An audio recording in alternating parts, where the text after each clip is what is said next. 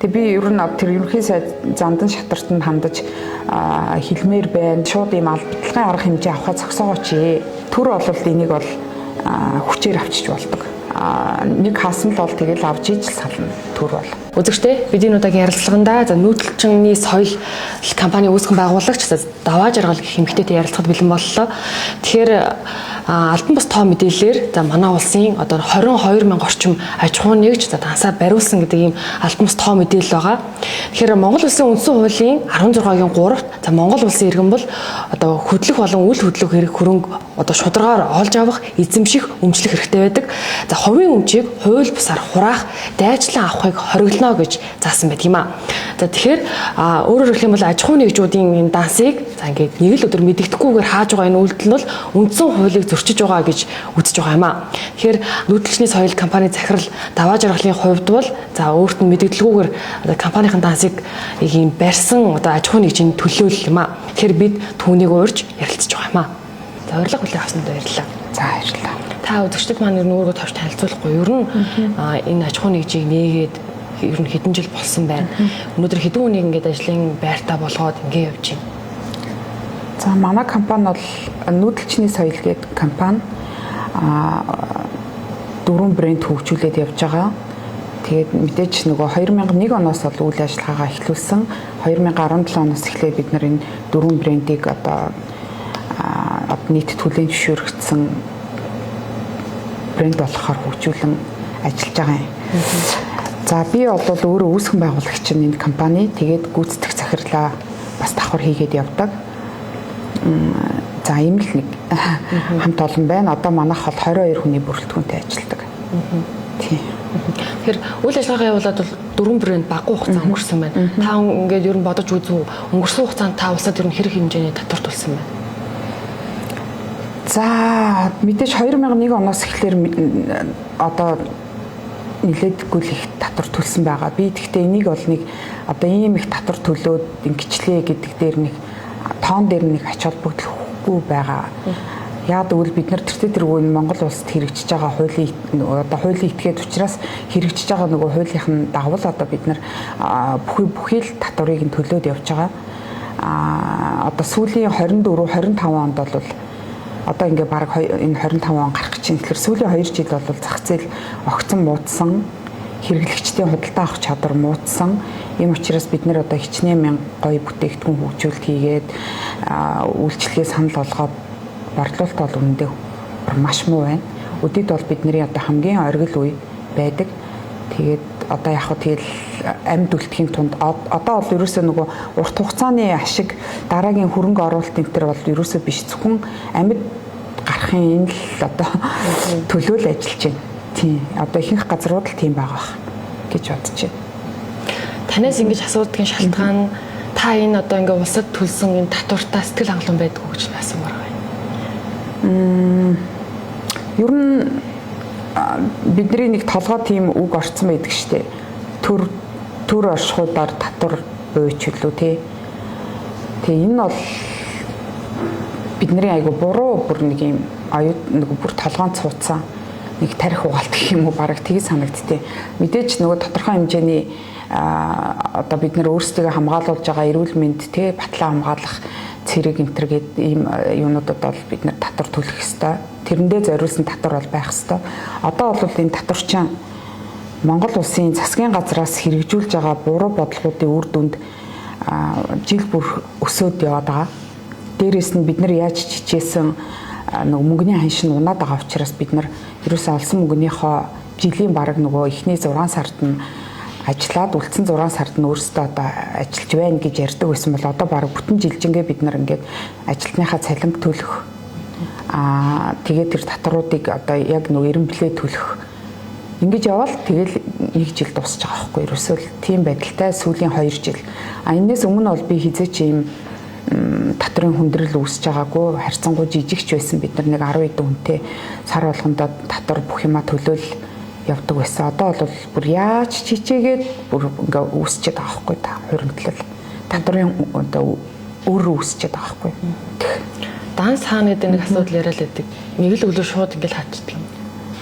Харин одоо би бол амьдралдаа анх удаа одоо энэ нэг 20 хэдэн жил бизнес эрхлэхдээ анх удаа л ийм тохиолдол учирж जैन. Тэгээд түрүүн би хариуцсан байцаагчтайгаа ярьсан. Тэгээ хуулийн заалтаа унш танаа буруул гин. Угаасаа ер нь нийгэмд хандсан ч тэгж л хэлнэ. Хамгийн гол нь яагаад ийм нөгөө шалтгаан юунаас бий болчихоо гэдгийг ерөөсөө бид нэр ярихгүй байгаа байхгүй нийгмээрээ. Тэгээ ерөнхий сайд зандан шатрын болохоор данс хаадаг чинь буруу та нар бүдүүлэг байна гэл ярина. Доороо бол тэгээд харьцаж байгаа хандлага тэр байдал энэ төр бол тэгэл хүн сурталтай хിവэрээ л байгаа.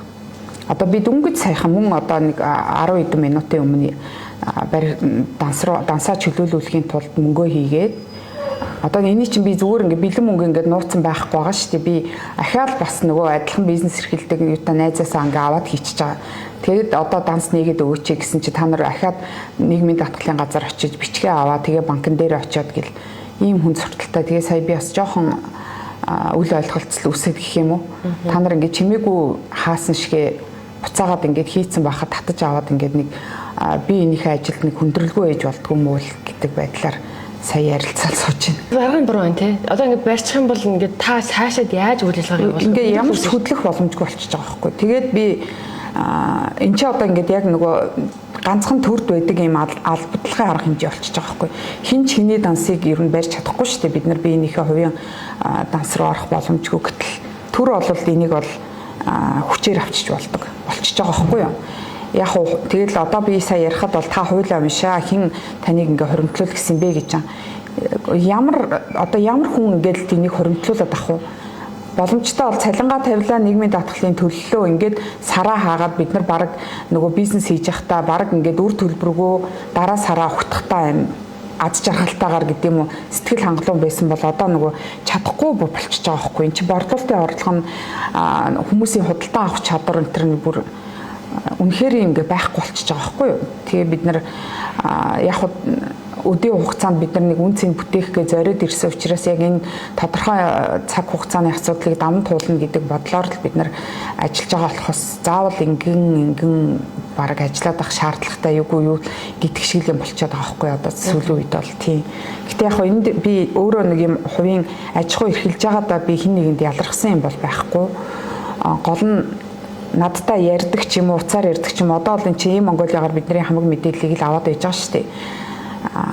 Тэгсэн мөртлөө яагаад вэ гэдэг асуудал намайг өчигдөр бол миний бүхэндлийг айгу төрүүлсэн.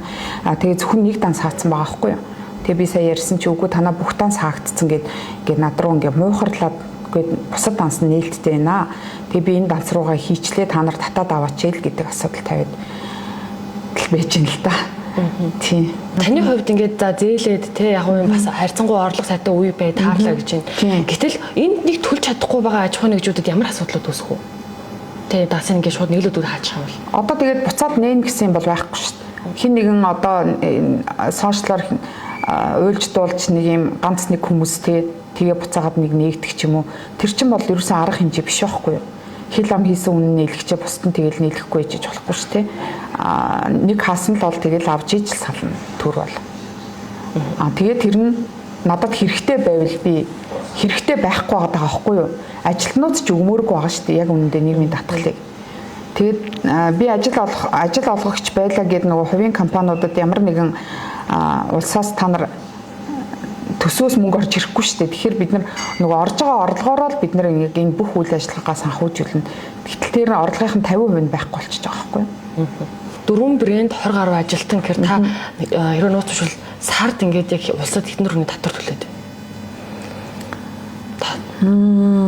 За сард бол нөгөө нөөт гэж юм чинь шүү дээ тий борлуулалтаасаа бид нар чинь үйлдвэрлэгч улс биш нөөтийг бол бид нар аж ахуй нэгжүүс та нар нөгөө дамжуулан төлөгчөө дамжуулан одоо төлөх ёстой хүмүүс тийм учраас энэ бол та нарт ямар ч хамаагүй эцэг хэрэглэгчээс аваад цаашаа төлөх ёстой гэж байгаа боловч нэгэнт нөгөө үйлдвэрлэгч улс чи ямар ч нөгөө үйлдвэрлэгч биш байх юм бол би чамаас худалдаа авалт хийчлээ гэхэд чи надад нөөтийн баримт өгөхгүй байхгүй. Тэгэхээр эцээц нөгөө энэ бол нөөт биш. Нөөтийн татвар гэдэг чинь ерөөсөө яг тэр нөгөө анхныхаа яриадсэн тэр бүртгэлийн татвар чинь ерөөсөө биш шүү. Одоо бол зүгээр цэвэр худалдааны татвар. Орлогоос ерөөсөө нөгөө аж ахуйн нэгжийн албан татвар нөгөө цэвэр ашгаасаа одоо нөгөө зардлуудаа хасаад олсон ашгаасаа төлдөг аж ахуйн нэгжийн орлогын албан татвар биш. Зүгээр яг худалдааны татвар болж байгаа байхгүй. Сард би 200 сая төгрөгийн борлуулалт хийсэн бол 20 сая төгрөг зүгээр шууд ингэ явж байгаа. А яг л би нэмж ингэж яахгүй байгаа шүү дээ. Одоо 20 сая дээр 20 мянган төгрөн дээр нэмэх нь нөөд 2 ингээд 2 мянган ингээд 22 мянган төгрөг боллоо гэж юусоо тэгэх юм бол хүн худалдаа авч чадахгүй байгаа байхгүй юу? Тийм учраас бид нар 20-ороо зараад 2 мянган төгрөгийг ингээд автоматар нөөтийн өглөг үсгээ яваад байгаа байхгүй юу? Тэгээ одоо мэдгүй түрүү жилжингээл татвараа багасгах гэж баахан ярьс шуугсан. Тэгээд баахан татварын одоо эм чинь нөгөө байн үндсэн одоо айгуу нөгөө суур хуулийн нэг штэ татварын хууль чаа. Тэгэл өстой чухмал том өөрчлөлт хийн гэсэн. Тэгээ одоо хүртэл байхгүй. Ер нь ингээл татварын асуудлуудыг ер нь байнга л ярьдаг л та тий хэцүү байна гэж чанууд нэгчүүд маань хэлээлэдэг. Та энэ шийдлийг өгч харддаг бай. Ер нь бол төрийн бүтц шүү дээ. Одоо нөгөө нэг айл гэрээр одоо бид нар чинь за чи нэг энэ жил тэдэн төгрөгийн орлоготой би ийм орлоготой буцаагаад тэр орлогоосоо зарлагууд нь ийм хүүхдийн сургалтын төлбөр гээд зүгээр энгийн дээр бодоход зүгээр түүцэд ажилуулдаг хүн ч гэсэн авсан юм хэдэн төгрөгөөр нэмж зараад ямар орлого олоо тэрийг юунд зарцуулах вэ гэдгийг хинээр заалахгүй хийгээ явдаг штэ. Төр бол гэтэл нөгөө бидний өмнөөс нөгөө шийдвэр гарах хүмүүс нь хүсээгүй байхад ингээд баахан ингээд үр ашиггүй юм нөгөө татварын мөнгө чинь зарчиж जैन. Тэгээ баахан бонд яасан юм гээд гаднаас баахан зээл төлбөр авчиж जैन тий. Тэгээ төсөө бүрдүүлэхдээ буцаагаад тэр нь ямар ч үр дүнгүй. Тэгээ одоо мэдхгүй одоо 3 сая гаруй хүнтэй улсад нэг юм 10 эдэн яамтай тэгээд баахан дэд сайдууд нэмэгдсэн. Тэгээ бараг тэдний цалинжуулахын төр бол ерөөсөө хизээч баялаг бүтээдэггүй штэ ер нь. Зүгээр ингээд татвар гаднаас одоо уул уурхаагаасаа орж ирсэн зарсан мөнгөө л захиран зарцуулах хэрэгтэй хүмүүсийг бид нар болон сонгуулаараа сонгочод байгаа шүү дээ болно. Тэгээд тэд нар нь одоо ингээ ямар ч хариуцлага хүлээх юм байхгүй зарж ингээд буруу юм зарцуулчаад тэрийг ямар ч эзэнгүй ингээ орхичоод буцаад аж ахуйн нэгжүүдтэй болохоор яг иймэрхүү байдалтай. Тэгээд би ер нь тэр ерөнхий сайд зандан шатартанд хандаж хэлмээр байна. Бид нар ер нь бол ийм хийж ярих боломж гараад байдагчгүй. Яг нэг инстаграмаар ингээл нэг гоё биднэрт ингээл ямар юмны Азийн авраг боллоо яалаа илээ гэд биднэрт одоо үнэндээ тэрийг чи хараад баярлаа суучих завтаач хүн алга зүгээр тэр дансыг хаахаар юм бол ядаж тохиролцооч яг бид нар ингээд төлөхгүй гэж байгаа биш. Гэхдээ ингээд төлчихөө өөрөөсөө болохоор ингээд Чингис хаан банкнд ч гэлөө ямар капитал банкнд хийгээд хэдэн тэрбум төгрөгийн нийгмийн даатгалын мөнгийг өрн таараа хийцэн гэ. Тэгээ тэр нь одоо хүртэл хариуцлага хүлээсэн хүн байгаа мó татаж авсан юм бүү мэд биднэрт ямар ч ард түмэндээ мэдгдсэн байдгүй. Тэгээ биднийг нэг ийм 40-50 сая төгрөгийн хуримтлал үүсэнгүүтээ шууд данс хаачаал тэгээд хууль ярьж байгаа байхгүй юу. Хууль ярьж байгаа юм бол бүгдээрээ л яриа гэж л би энэ дээр бол би үнэхээр эгдүүцээд байгаа байхгүй юу. Түүнээс би бол хуулаа мэдээч нөгөө хуулийн этгээдүүд бол хуулаад дагах эрхтэй үүрэгтэй гэдгээ бол ухамсарлаж байгаа. Гэхдээ хүн чинь ингээ болохгүй шүү дээ. Хүмүүс ингээ яаж хичээгээд ажиллахгүй зах зээл нь ингээд ажиллахгүй болчиход хахад чи одоо бид нар одоо юугаа өгөх юм бэ гэдэг байдлаар л ингээд энэ 20 эдэн мянган аж ахуйн нэгжүүчийн татвараа төлөхгүй байгаа байхгүй юу. Түүнээс тэгээд ингээ байж ягаал өршөөлийн хууль гараад бид нар тэрийг төлөхгүй үлдчихин гэсэн юм бол байхгүй шүү дээ. Тэрийг ер нь хүсээчгүй. Ер нь би бол дандаа өмнө нь бол за бид нар л чадахгүй байна. Бид нар яг зах зээлээ олж чадахгүй байна. Бид нар буруу бүтээгдэхүүн үйлчлэгээ ингээ хийгээд байна гэж өөрсдөө буруутгадаг байсан бол одоо бол би тэгмээргүй байна. Бид нар бүр хамаг чадхаараа хичээж байгаа. Одоо манай бүтээгдэхүүн үйлчлэгийг авсан харилцагч юунуудаас л өдөө болтол бид нар гомдол ирээгүй тулдаа өдөд ингээд нэг арайч бүр хаалгаа ирчихгүй ингээ явж байна. Төр засагт бол үнэхээр бүр хариуцлага гэдэг юм чаана байгаа юм бэ л гэдгийг бүр дахин сануулмаар байгаа байхгүй. Зүгээр л ингээд дураараа тий аж ахуйн нэгжүүдийг ерөөсөө нэг юм өөрсдийнхөө байх боломжийг нь өөрсдөө хуулиараа хааж боомлчоод тэгснээ одоо тэр төрийн ордонд эдийн засгийн эрх чөлөөний хууль мөл гэл тех ямар ч шаардлагагүй өөрсдөө баахан журам гаргаж биднийг ингээд ажлыг хөндрүүлчихэд дараа нь буцаагаад тэрийгэ болиулна гэл тэгэл дороо эргэлдээд байгаа байхгүй. Ерөөсөө юм урт хугацааны юм аж ахуйн нэгжүүдтэйгээ хамтарч ярилцдаггүй. Тэгээд мэдгүй одоо тэр төрд ажиллаж байгаа хүмүүс нь болохоор аж ахуйн нэгжүүдийг юм уу нэг хувийн бизнесийг нэг юм мөнгөлгээ бодоо явж идэг гэж боддог юм шиг байгаа үгүй шүү дээ.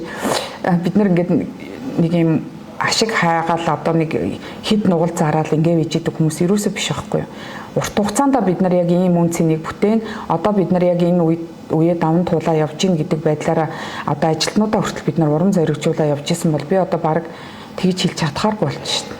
Тэр мэдгүй одоо ингээд болохгүй байгаа бол заавал би тэр хүмүүст ингээд үн цэн яриад авах хэрэгтэй ч юм уугүй ч юм уу болоод байгаа байхгүй юу. Нээлттэй сайхан ярилцсан танд баярлалаа. Тань нэмж ярих зүйл байна уу?